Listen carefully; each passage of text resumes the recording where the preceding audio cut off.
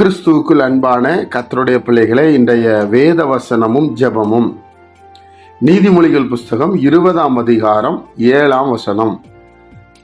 நீதிமான் தன் உத்தமத்திலே நடக்கிறான், அவனுக்கு பிறகு அவன் பிள்ளைகளும் பாக்கியவான்களாய் இருப்பார்கள்.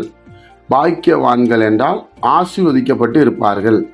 என் அன்பு கர்த்தருடைய பிள்ளைகளே, நாம் நீதிமானாய் வாழ்ந்தால் நம்முடைய பிள்ளைகள் ஆசீர்வாதமாய் இருப்பார்களாம்.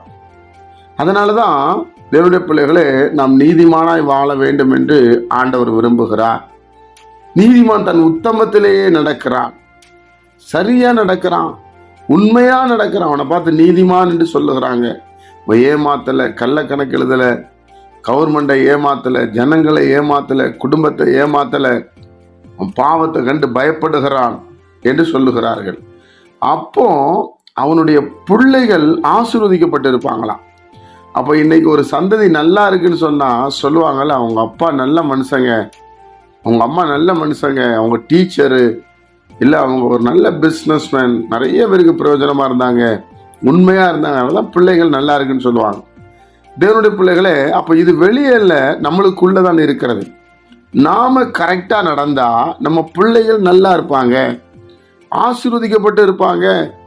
அதனால தேவனுடைய பிள்ளைகளுக்கு சொத்துகளையும் ஆஸ்திகளையும் சேர்த்து வைக்கிறோமோ இல்லையோ, நாம் நன்றாய் உண்மையாய் இருந்தால் நம்ம பிள்ளைகளே சம்பாதித்த ஆசீர்வாதமா இருப்பாங்க. அதுதான் அர்த்தம். அதனால நீதிமான் தன் உத்தமத்திலே நடக்கிறான், அவனுக்கு பிறகு அவன் பிள்ளைகள் ஆசீர்வதிக்கப்பட்டு இருப்பார்கள், மேன்மையா இருப்பாங்க.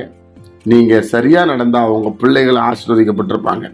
அப்போ ஒவ்வொருவரும் இந்த பைபிளை படிக்க படிக்க ஒவ்வொருவரும் நீங்க சரியா நடக்க வேண்டும் என்கிற எண்ணம் நமக்கு உண்டாகிறது. அப்போ நம்ம பிள்ளைகள் ஆசீர்வதிக்கப்பட்டிருப்பாங்க. இது பெரிய ஒரு ரகசியம் பிரியமானவர்களே.